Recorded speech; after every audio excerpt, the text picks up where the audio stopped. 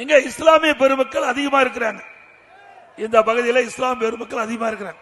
வேண்டுமென்றே திட்டமிட்டு ஸ்டாலினுடைய அரசு ஏதோ திராவிட முன்னேற்ற கழக அரசாங்கம் திமுக கட்சி தான் இந்த சிறுபான்மை மக்களுக்கு பாதுகாப்பாக இருப்பதை போல ஒரு தோற்றத்தை, மாய தோற்றத்தை ஏற்படுத்திக் கொண்டிருக்கின்றார். இஸ்லாமிய பெருமக்களும் கிறிஸ்தவ பெருமக்களும் எண்ணி பார்க்க வேண்டும்.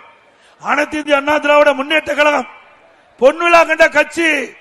தமிழகத்திலே சுமார் 31 ஆண்டு காலம் சிறப்பான ஆட்சியை தமிழ்நாட்டுக்கு மக்களுக்கு கொடுத்திருக்கிறோம்.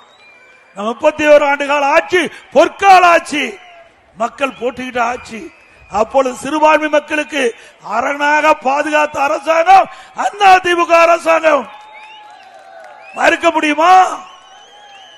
அண்ணா திமுக ஆட்சி இருக்கின்ற பொழுது பொன்மனச்செம்மல் புரட்சி தலைவர் எம்ஜிஆர் அவர்கள், மாண்புமிகு புரட்சி தலைவர் அம்மா அவர்கள், அம்மாவுக்கு பிறகு அம்மாவுடைய அரசு, இப்படி 31 ஆண்டு காலம் சிறப்பான ஆட்சி கொடுத்தோம்.